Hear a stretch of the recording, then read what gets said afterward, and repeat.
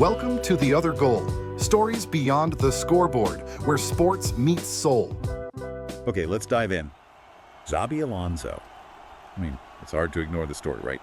Takes over Bayer Leverkusen, October 2022? Yeah, they were struggling, really struggling, 17th in the league. And then, just over a year later, they've done the impossible. First Bundesliga title, Right. Undefeated run, domestic double.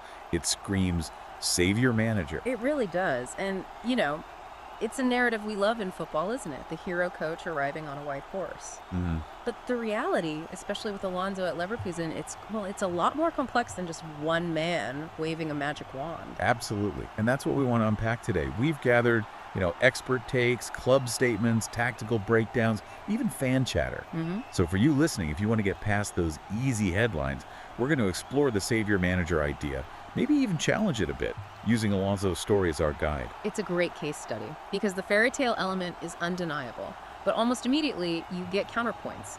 Leverkusen CEO Fernando Caro. Right, he talked about Alonso being meticulous, analytical. Exactly, but he also stressed the outstanding environment at the club. That's key.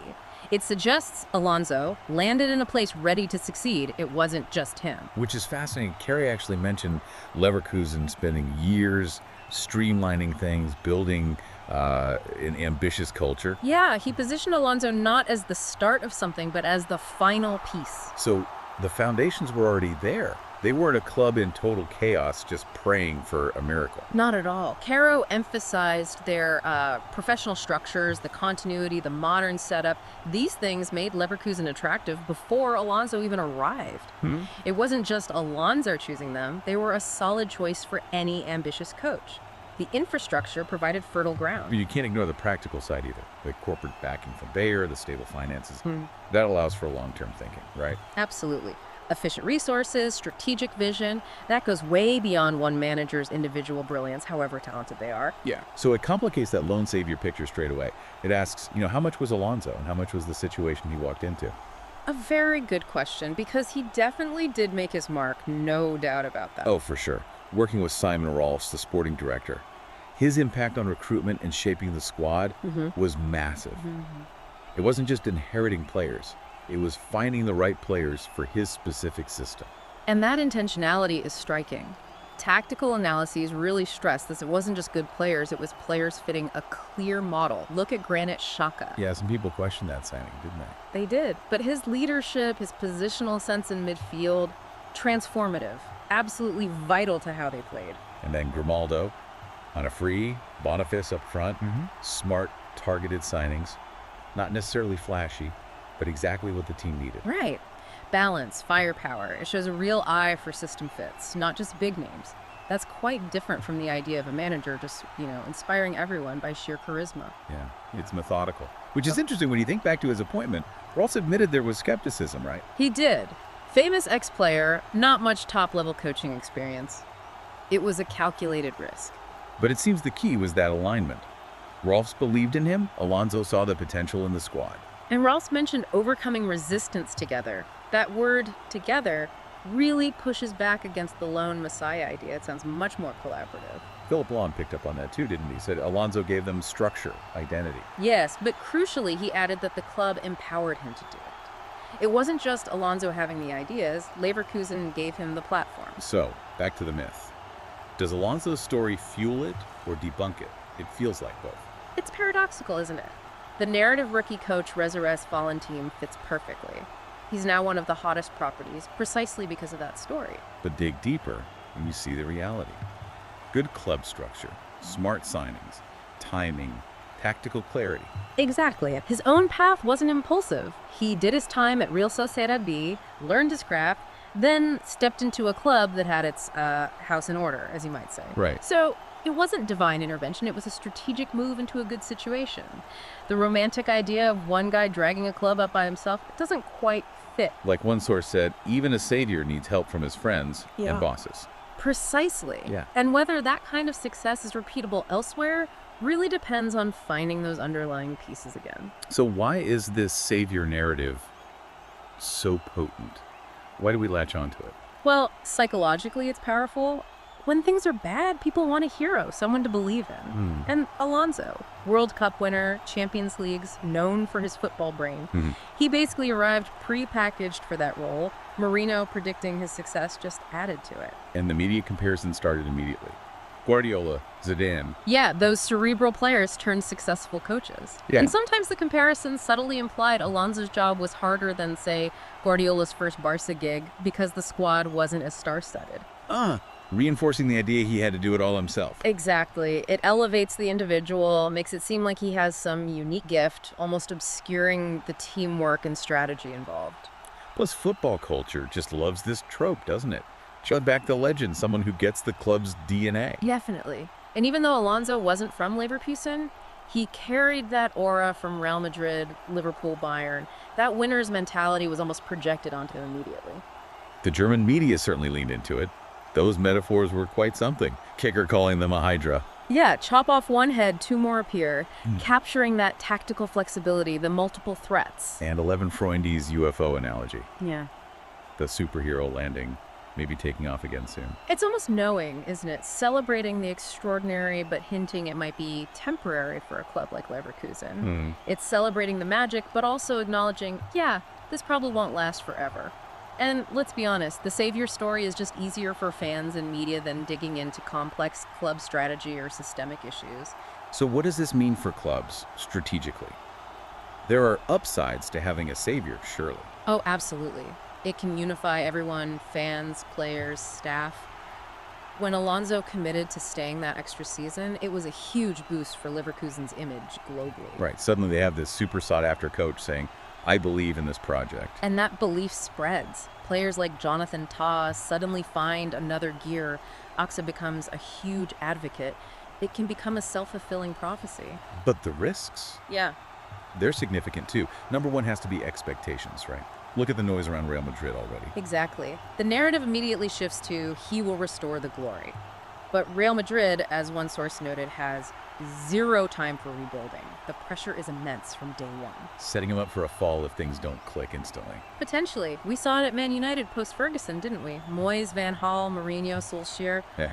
all came in with huge expectations, partly fueled by that savior idea. And none quite delivered that sustained success. And this idea of the all-powerful manager contributes to that high turnover. It's easier to blame the coach than fix deeper problems. It's almost comical, the cycle. Find the Messiah, things go wrong, sack the Messiah, find a new one. Right, and the lesson for clubs like Real Madrid now is you can't just hire the star coach and expect magic. You still need to support them, address underlying issues. The savior thing also messes with club identity, doesn't it? Sometimes it's nostalgia, bringing back heroes. For Leverkusen, Alonso became the hero by winning the title.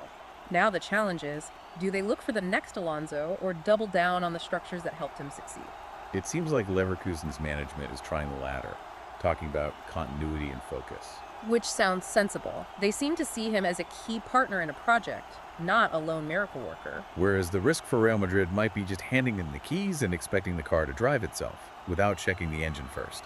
Precisely. The hype is driven by our love for hero stories, by media narratives, sometimes even by clubs themselves.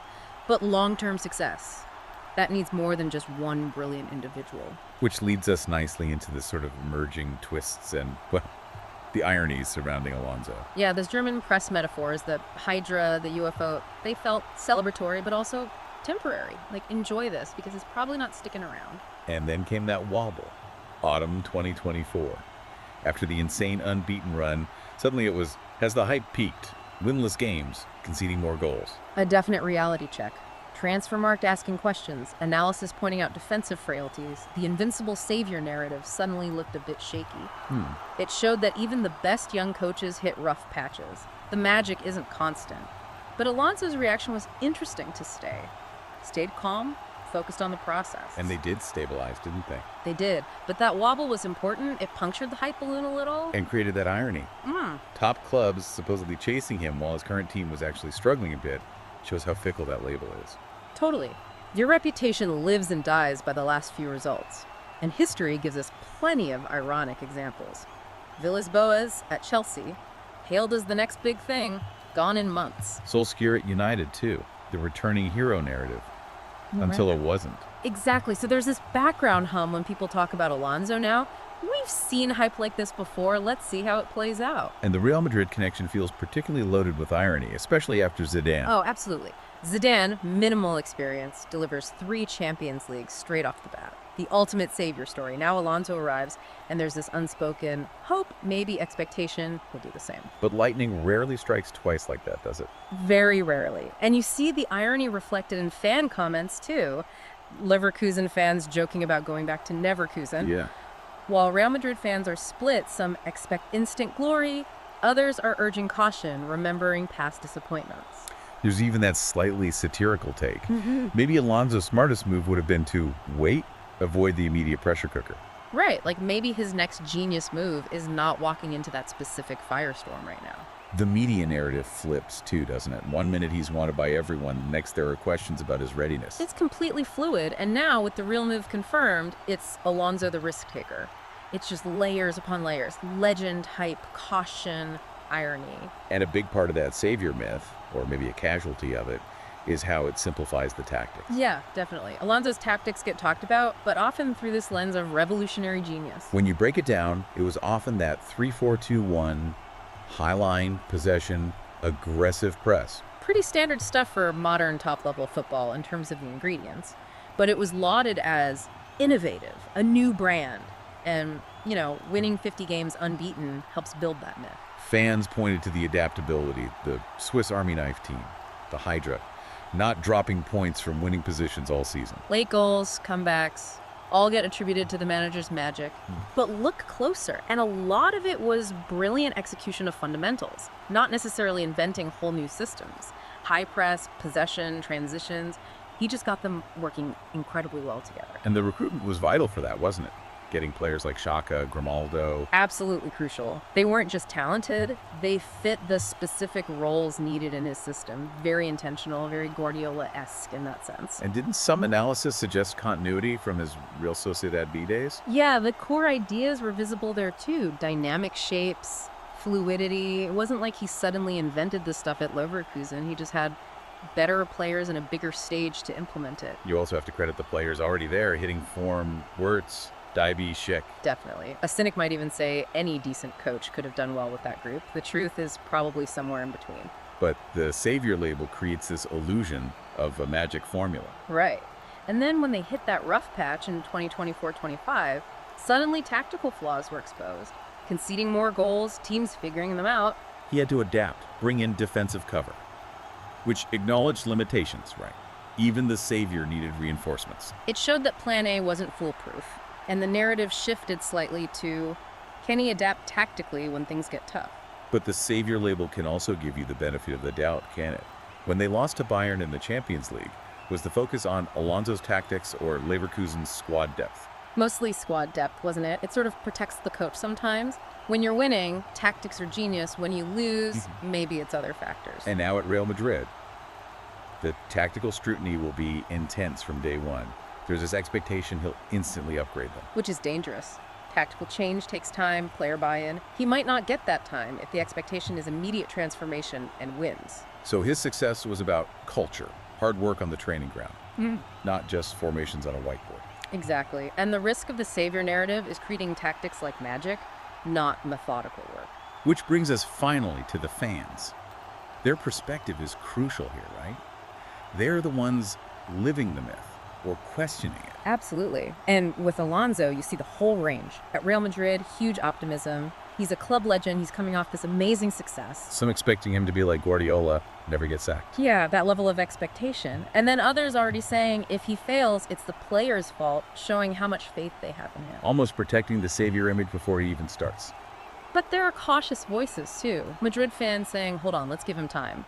They know the hype trap. The Leverkusen fans. Yeah. Must be a weird mix of emotions. Totally. Immense gratitude for the title, obviously. He's a legend there now. But also worry about what comes next. That Neverkusen cynicism perhaps bubbling under the surface. Hope that the structures remain, though. Well, neutral fans are often the ones asking the hard questions. Is the hype justified? Can he do it at a super club in the Champions League? Yeah, the reality checks often come from outside the immediate fan base. Tactical questions, adaptation questions. Even seeing some humor about it on fan sites. Liverpool fans may be relieved he didn't walk straight into their situation, given the pressure cooker at Real. And the more analytical types are looking at the bigger picture. What does this mean for the savior manager idea overall? Does success like this encourage more clubs to gamble on big names with less experience? So fan opinion is kind of the ultimate judge. Right now, mostly positive for Alonso, but with a definite undercurrent of caution. So wrapping this up, it's clear the simple savior tag just doesn't do justice to the Alonso story at Leverkusen. No, not at all. It's this complex mix. His talent, yes, but also the club's groundwork. Smart decisions, media hype, fan hope. It all weaves together. Which leaves us with a final thought for you listening. As Alonso takes the reins at Real Madrid, which of all these factors we've discussed, the individual genius, the club support, the immense expectations, the media narratives, which factor do you think will be most decisive? Will the savior myth hold strong, or is a reality check inevitable in that high-pressure environment? Something to ponder. Thanks for joining us for this deep dive into the Xabi Alonso phenomenon.